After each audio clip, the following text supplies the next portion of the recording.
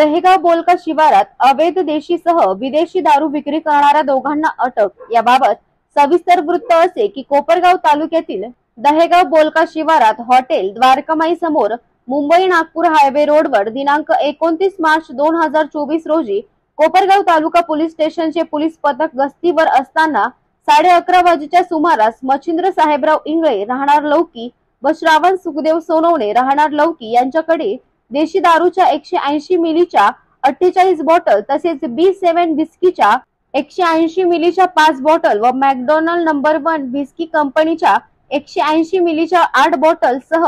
60,000 रुपये किमतीच्या काळ्या रंगाची बजाज कंपनीची MS17 CH 9837 प्लॅटिना मोटरसायकल सह एकूण 66,450 रुपये किमतीच्या मुद्देमालासह 2 आरोपी ताब्यात घेतले असून त्यांच्या विरुद्ध पोलीस कॉन्स्टेबल राम खरतोडे यांनी दिलेल्या फिर्यादीवरून 111/2024 महाराष्ट्र दारूबंदी अधिनियम 65E प्रमाणे कोपरगाव तालुका पोलीस स्टेशन मध्ये गुन्हा दाखल करण्यात आला असून पुढील तपास पोलीस निरीक्षक संदीप कोळी यांच्या मार्गदर्शनाखाली सहाय्यक फौजदार AV गवसने हे करीत आहेत। बिपिन गायकवाड, महाराष्ट्र माझा न्यूज, कोपरगाव।